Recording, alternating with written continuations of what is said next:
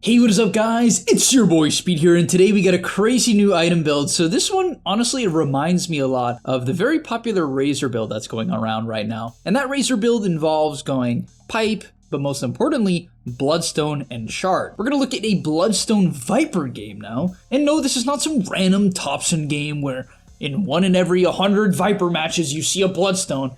No, this is a pretty common build going around right now. You rush Ags and then buy a Bloodstone. You heard me right. If you don't know what Viper's Ags does, it does two major things. Number one, when Corrosive Skin applies within a 500 distance, so basically if the opponents are very close to you, Corrosive Skin does double the damage and double the attack speed slow. So it's particularly good against melee drafts. Keep that in mind. This build is definitely really good against melee drafts. It struggles a little bit against the snipers, the drows, and the SFs. That has been what I've seen. So be careful about that. But it does that, and then on top of that, in an AoE close to you, in a 500 AoE close to you for 4 seconds, you can disarm people. So basically it gives you a halberd. It's really broken against melee heroes. It's a 4-second disarm against people who are close to you, and it applies Corrosive Skin to them. Naturally, it applies double the Corrosive Skin considering they are within 500 distance of your hero. And that's on a 20-second cooldown, so it can be used on creep waves and stacks as well.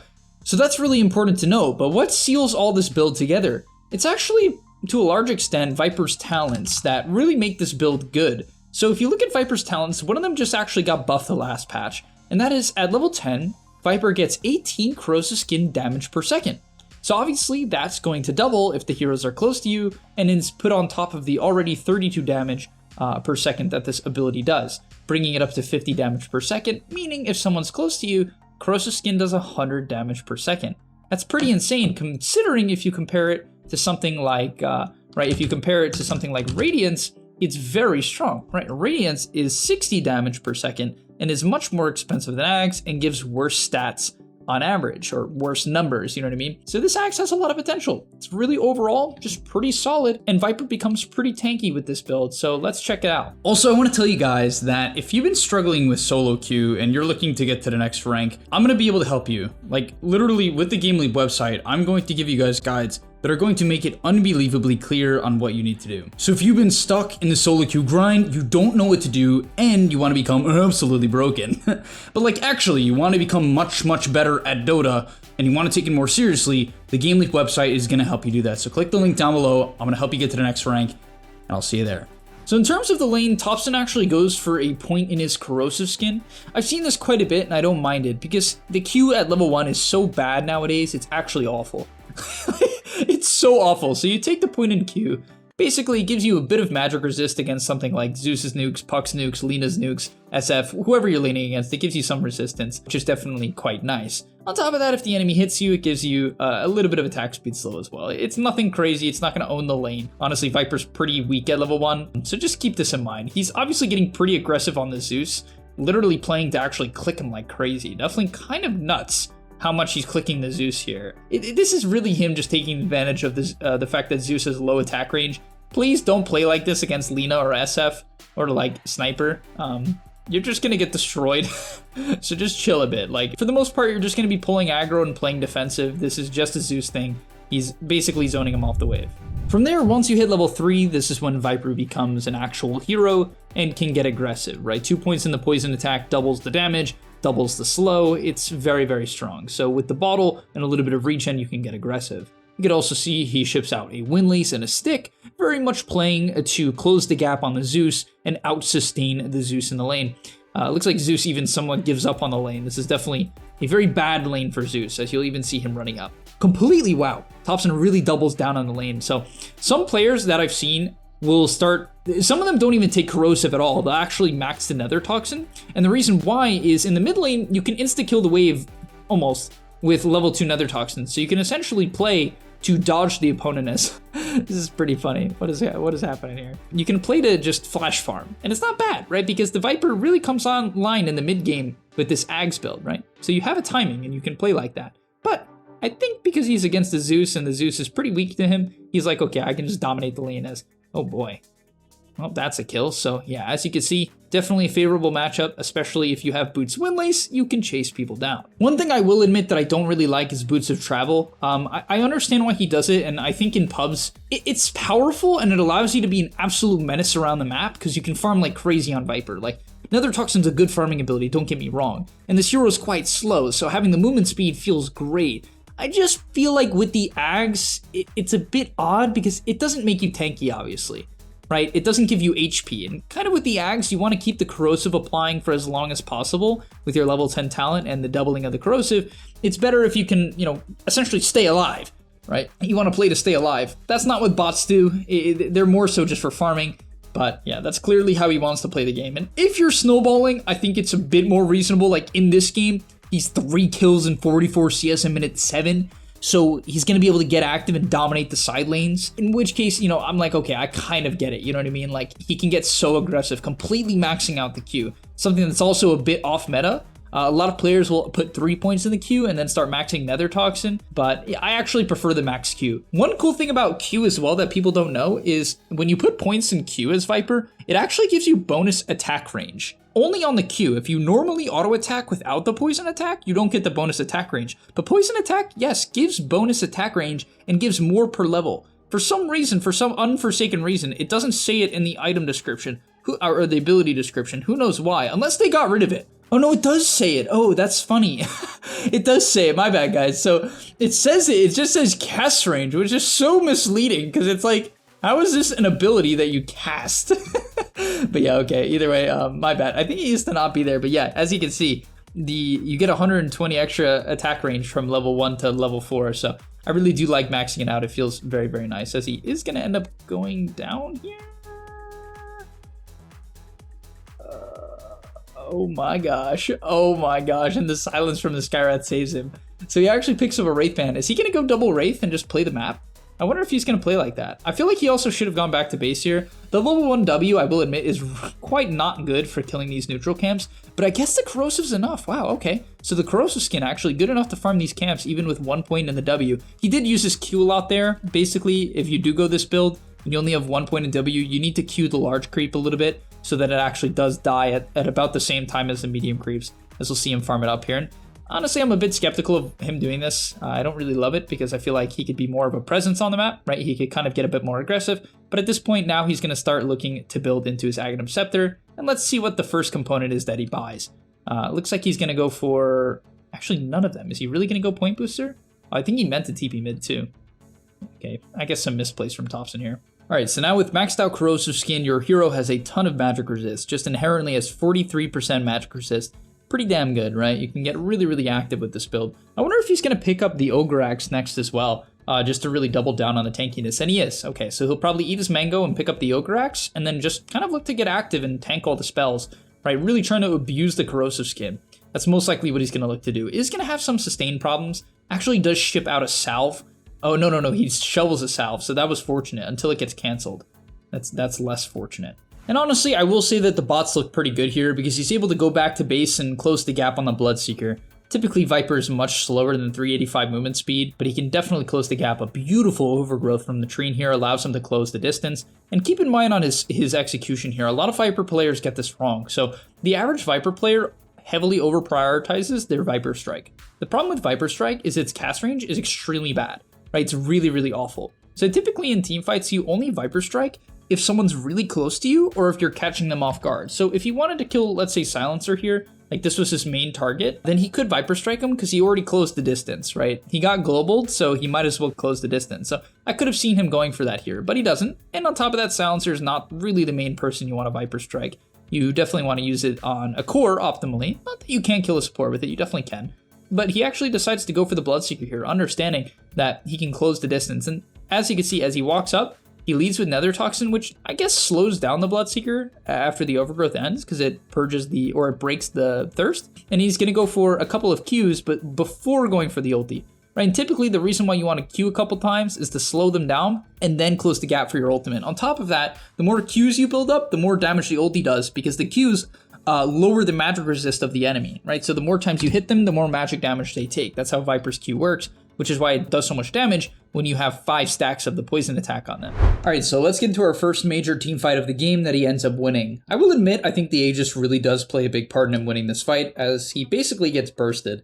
And keep in mind, this build is particularly good against the physical damage right clickers, so I wouldn't see this as like the best game for Viper Ags, which is kind of good, because you're gonna see this is like more of a typical game, right? It's not like he's counter-picking a bunch of melee unit heroes, or you know what I mean, like the heroes that just don't do anything against this double corrosive skin, because the double corrosive skin is dirty, right? 64 attack speed slow, I mean, that's a ton, guys, right? That's so much. But he's gonna go in here, and you can go up hills. Kind of a cool play. He disarms up the hill to get away from the Doom. Goes for the break, because I think he assumed he was getting snowballed on here. This is great play from the enemy team, honestly. Shout out the enemy team. The kiting here from them is fantastic, as they rupture the Viper to finish him off. Probably shouldn't have ruptured him, I'll keep it real. That was actually probably the worst spell usage out of all of them. But he's gonna get gone on here, which is very, very tanky, right? The Zeus nukes don't do too much because of the magic resist. Pops the regen only for about 500 health, but that's gonna end up being the difference, as he drops the corrosive, disarms the Tusk on the sniper here, right? Goes for the fly thingy. If you didn't see it there, basically it's his name, you flop in, and you get a disarm, and that kind of sets up for the Tusk to nearly go down. Oh, nope, Tusk does end up dying here. And then he gets chased by Bloodseeker, but he's a little bit too tanky. Yes, BKBs do counter you very hard, but the nice thing is if someone charges at you with a BKB, you can drop Viper Strike, which slows attack speed, through BKB. So you can protect yourself in that way, and that's going to end up being the difference against the Bloodseeker here, as eventually the BKB wears off, and he's able to finish the job. And I think they get the Doom here as well. Okay, no, he doesn't end up getting him. One cool thing about the Ags as well is it works against these neutral creeps, right? So it will do double the corrosive skin to every creep that's hitting you. That includes creep waves and the neutral camps, which is fantastic because it really does amp your farming speed when you don't have to nether toxin everything. Because nether toxin is a bit too long in cooldown for you to be able to just wipe through everything. Typically you'll have to just auto attack camps to death, but you can see here, these creeps will die relatively quickly due to the corrosive skin, and then he can immediately TP top, sort of nuke the wave, right? You can even see he nosedives the wave, and the nosedive will do, how much damage is it? 400 magic damage, right? So 400 magic damage, I mean, that's more than enough, not to kill the entire wave, you're gonna have to auto a little bit, but more than enough to kind of weaken the wave and clear it out. So you can see the pace at which these creeps die because of the 100 damage tick. I mean, old Viper, you might be like, oh, but old Viper could do this. Guys, old Viper had a max of 32 damage per second on the corrosive. This is 3 times that, more than 3 times that. So your farming rate is incredible with this, right? Because old Viper, you might be like, oh, you could just auto attack it to death. It's not fast, right? Because you'd have to click each and every individual creep when Nether Toxin was on cooldown, which often it will be. It's a 14-second cooldown at all levels. You can't just go from camp to wave to neutral camp with Nether Toxin. It doesn't work like that. And yeah, just for a little bit of perspective before I move on to the next fight, when he's farming the camps, he's going to intentionally run into the camp. It's very simple why he's doing that. It's just to apply the Axe Corrosive. All right, this next engagement, he's actually going to get gone on top, but he goes down and doesn't end up getting any kill for himself, but you'll kind of see the Ags come into play, right? I will admit that, of course, this build doesn't include an early BKB, and as a result, you can always justify that this build has a problem because you don't have a BKB. But against something like Doom, where maybe you wouldn't even get the BKB off, it's fantastic, because you'll see he's going to TP top to farm here, clears out the wave, ends up getting jumped, gets doomed, right? So wouldn't be able to get BKB off potentially. Gets gone on, and even without being able to do anything because he's doomed, he's going to do a lot of damage to the enemy team, right? Same thing with the silencer. They're all going to start ticking from the corrosive, right? And it adds up. Obviously, it's not just going to kill a hero from full HP. Every tick is going to do 75 damage, assuming they have, 25% magic resist. So yeah, it's not just going to insta-kill them, but look, this Doom's getting low. And no, there's no other source of damage. The Doom simply took a third of his health. Same thing with Silencer, took a third of his health straight up from corrosion. Silencer doesn't even have double corrosion right now because of the radius. But even the Tusk, right? One more stack of corrosion before he goes down. That is what, 300 damage, right? 300 magic damage, flat up. Just from hitting the Viper once at the end there, 300 more magic damage. And they're all very low HP, which enables the sniper to come in and clean up. Just ends up taking them all out as they find the Doom on the back end as well. Triple kill for the sniper, and that largely just sets up for him just dying. And that's pretty funny. It's very much similar to the Razor build we went over a couple days ago, the 33 Razor build. All right, so he's gonna go for his Manta here. I do like the Manta. I think it's good against global. It also just allows you to farm fast. The movement speed is very nice with bots. These things kind of synergize together. Gives you a bit of attack speed, which your hero still wants, right? You still want to be some sort of a right clicker. There's builds that involve no right clicking at all. I personally think that this Manta is a great take on the Viper because your wave clear is insane. You have Manta for wave clear, bots for wave clear, Windlace, And then, of course, the Ags, right? The double corrosive. It's just really cool. I wonder if the Manta actually applies double corrosive. Does it? Is that how that works? Oh, it works like that. Oh, that's cool. Okay, that makes a lot of sense why this is good. I mean, messes up here with the micro. But these illusions can easily insta-kill waves. Okay. I see the potential here. Got it. Wow, interesting. I was like, you know, the Manta seems good. It's a classic item on Viper for the movement speed, right? It's good in teamfights to dispel global. It seems very reasonable, but I forgot it's extremely good with the Ags because the corrosive works. Let's actually see this play out with the illusion here. He'll make sure that he should auto attack to make this a bit faster. He's fucking up a bit. Yep, there it is. It actually just applies the 100 corrosive. And so Manta's one-shot the creep waves. Okay, so you can easily play Naga Siren as Viper. That's pretty cool, man. I like that. Oh, that makes this build so much better. Wow, I didn't even know that going into this video. That's so cool. The enemies are even chasing his illusions to try to deal with it. In the meantime, they're gonna like semi-die to the illusions. Look at this Doom's HP just ticking away. Pretty crazy. Pretty damn crazy. It just adds up. It's like the Razor build, right? You kill everyone without even trying to kill anyone. It's just hilarious. And so we'll even farm the Ancients here once again. You spawn your Mantas at about 20, let's say you're playing the enemy triangle. You spawn your Mantas at about 27, 26, and then if you're good at microing, which it doesn't really take that much skill to get good at, you just next unit twice, and you send your illusions ahead of the creep wave, tank it up, boom. Okay, unfortunately they obviously can get cleared, but yeah, just, that's so insane. You actually can get so farm, as he's gonna complete a ridiculous Bloodstone timing. Top net worth ahead of a Doom, which is really funny, and because of how farm Doom is as he cuts the wave again. Okay, TP's into the fight. Let's see if this works out. Kind of a weird fight. 2 of his teammates are already dead. He's going to go in anyway. Has the disarm for the Bloodseeker. Does Bloodseeker have Aegis? No, wow, he's just YOLOing in. What the hell? But he goes in, finds the Zeus on the back, and Zeus is starting to take corrosive as well. So the corrosive is also going to get amped up by the Q damage as Thompson takes out 2 now. Gonna look for okay, Doom's already dead, and that's just a team wipe. Honestly, he didn't do that much there, right? He actually probably should have disarmed the Bloodseeker that was running at Sniper just to be safe. But overall, solid fight. And keep in mind, one thing that's really, really insane as well is you get corrosive skin magic resistance at level 15. So you become even tankier, right? Putting you up to 54% magic resist. Nuts, right? You block more than half of every single spell. On top of that, he gets poison attack, slow, and damage. So really all your magic damage just really starts stacking on top of each other. And you might think, why not Viper Strike DPS? I would say the poison attack, slow, and damage, just more consistent DPS. Considering it makes your Viper Strike do more damage. Oh, no, it doesn't. No, it doesn't. Sorry, it's not the magic resistant.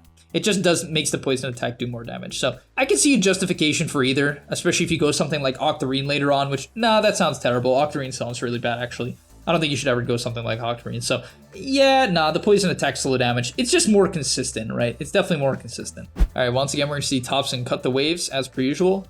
It's actually insane that this is a real thing. That's pretty nuts. Going for the Sange and Kaya next, which is great, right? It makes you very, very tanky, gives you status resist against the Doom, good against the chain stuns, amps up the spell lifesteal from the Bloodstone. And yeah, now the build's really starting to come online, right? Really, really starting to come online. 3,000 HP as well. You can see how this build kind of comes together. It's the same thing with the Razor build. Your hero just inherently does damage, so you just become tanky and have spell lifesteal. He's gonna run up the high ground here. That's kind of crazy. As his backline gets gone on, good eat from the Pudge to save from the Doom. Gets ruptured here. Okay, this is a bit problematic, actually, as he's going to have to TP out. Is he going to make it? Yeah, okay. I was going to say, he has to be a bit careful. Keep in mind, of course, like, BKB is still countering you guys. Like, yes, you can try to Viper Strike the person, but often you still could die to, like, a physical carry with BKB. So just try to be aware of that, right? Try to kite out the BKB with your Viper Strike and then go back in. Because once you get to this point, you just destroy people as he finds the Zeus. And now the Bloodstone healing is going to start to kick in. Let's actually play this back from the beginning. Starting this fight at 1200 health just for a bit of perspective, and now the corrosive skin healing is going to start kicking in, the Q healing, the ulti, as he shoots up to 1900 HP while taking damage all the way up to 2100, nearly healing 1000 health in the span of a couple seconds is just wild. And by the way, you still have just inherent spell lifesteals, 30% from Bloodstone. The active is good, but you don't even necessarily need it. Like, yes, you should activate it when you're getting gone on, but it's just crazy how much you heal. All you have to do is kite out the BKBs, and then your hero becomes completely invincible, as even off the creep wave, he's healing a ton of health, finishing up the Sange and Kaya here, which is going to be great against the Rupture to decrease the duration. It's really nice. The other item I think he could have bought this game is something like a Yule's, just to really deal with that Rupture and kite out the BKBs. Even Ghost Scepter is a decent option in matches like this, because as I said, the main counter to you is not necessarily magic damage, as you have that, you know, all this magic resistance, but rather it's going to be the, the BKB physical, regardless of the fact that you have Viper Strike. So if Fight Breaks out here, just going to instantly poke a little bit onto the Bloodseeker. Has to be a bit careful. Once again, the Rupture is definitely kind of a problem, man. So Viper Strike the Bloodseeker. That's exactly what you want to do. You get run at, you're going to drop the Viper Strike, and it does damage through BKB too. It's not just the slows, it does the damage, and he just... the Zeus is just tickling him. The Zeus is just completely tickling him. He's just out healing the Zeus completely. As Tusk goes in a little bit too deep here. He's going to get doomed. I wonder if he's even going to die. No, he gets eaten by the Pudge. Oh man, they have an answer to the doom. It's the Pudge. Oh no. Absolute disaster. He's completely fine as he can walk up the high ground now and get to work. Can pick up his shard soon as well. Oh my god. He's going for Eternal Shroud, so doubling down on the magic resist. Makes sense in a game like this, right? The Bloodseeker is getting to the point where even Bloodseeker can't really kill him.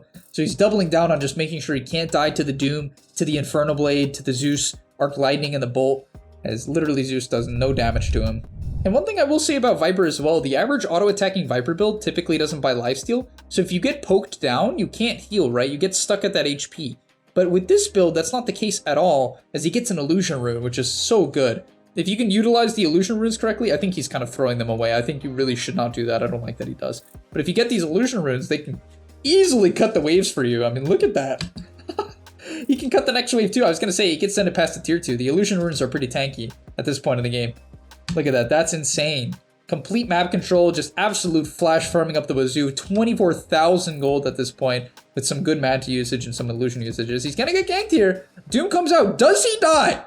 I don't think so. You got Spell Lifesteal from Shroud, Bloodstone, and Kaya Sange. The only way he dies is physical damage. There's no way Zeus can kill him. No shot. This is pathetic. This is so crazy. He's just full HP. He gets ruptured. Okay, Bloodseeker's going to try it. He can Manta now, and Viper Strike. Should Viper Strike here. Gets it off. Might die. Oh my, the Pudgy comes out. Look at the healing. Oh, the Viper Strike Bloodstone healing, because you heal even when you're inside of the Pudge from the effects. And oh my gosh, he's full HP. That's crazy. He tries to make a good play. I didn't even realize he has the Paladin Sword too, which amplifies all of this as well. That's nuts. Alright, I think I'll end the video here. I'm assuming they're just going to go high ground. He'll probably pick up his shard next just so he can siege down the buildings. Cool thing as well is when you become unkillable, you can eventually siege because of your shard. He's going to chase here. This is... Wow, he really feels invincible. Honestly, I think he's right. I don't think they can kill him. Yep, he can actually 4v1 here. He straight up doesn't need the help of his team. No way. This doesn't work. He's not dead though. He's still fine as he's healing for 500, 600 health. This is so clowny. It's actually so clowny. He gets ruptured. Is he gonna die? I don't think so. Wow, as he gets eaten by Pudge again. This is crazy. I didn't know that. Wow, this is actually nuts. Alright, thank you guys so much for watching. Definitely, I'm gonna be trying this build. It does take a little bit to come online, for sure. I don't think it's like as strong as Tread's. D-Lance timing is definitely stronger early on, but I think this build scales way better than the other Viper. Honestly, I think this build scales, it just scales better. You can see so much potential. The farming rate of this Manta build is straight up insane. Like, this Axe Manta allows you to be an absolute menace to map control. You're literally Naga Siren. Okay, not exactly, but thank you so much for watching. I'll see you guys in the next one, and I'm out. Peace. And that's all, but remember, before you leave, come on, before you tune out, subscribe to the Game Leap website where we are going to help you get to the next rank. If you're stuck, click the link down below, and I'm out. Peace.